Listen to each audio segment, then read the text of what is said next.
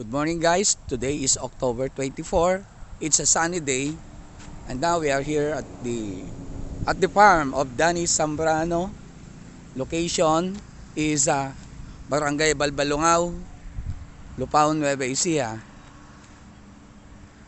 It's a nice day today because our goats is already our goats are already in the fields in order to eat their meals, grasses.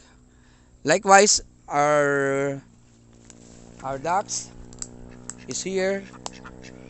They were playing and waiting for feeds or other meals for their breakfast or a merienda for that matter. Now, salukuyan din tayo nagbibilad ng palay para for stock and for milling purposes when needed of rice.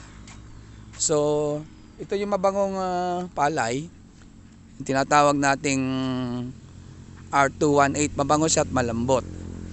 But the disadvantage, mahina ang ani nito. So, siguro next planting season, nadi-discourage na ako magtanim nito dahil mahina ang harvest niya. Unlike the 222 variety na mas malakas sa ani. Pumupunta yung mga manok kasi kaya binubugaw natin. Nagbibilad tayo ngayon. So it's a blessing day, it's a blessing month because napaka-graduate. Hey. Binubugaw natin yung mga manok at uubusin lang nila yung ating nakabilad na palay. So we are very thankful to God because of many blessings of this month. Nakapag-harvest tayo ng palay, nakapagpa-anak din ng mga baboy na biik. Sa ngayon ay mayroon siyang 21 na biik. So it's a blessing. Ang medyo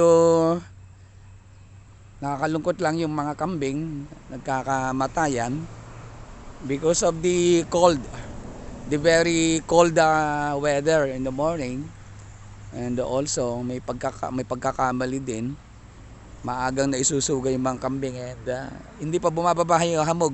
Pag di pa kasi bumababa yung hamog, yung uod sa mga damo ay nandun pa, and thus pag nakain nito ng maagang pagkakasuga ng mga kambing, naaapektuhan nito yung kanilang health, na nagiging sanhi ng kanilang pagtatae ng dysentery na gawa ng mga uod na kanilang nakakain. Supposed to be mga 9 or 10 sana ito ay susuga. But then maagang kinuna natin, hindi na natin mapagsabihan yung ating caretaker. So again, maraming salamat for those viewing this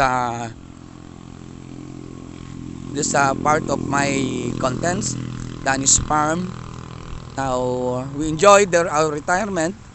We go on farming. We go also on domesticating animals.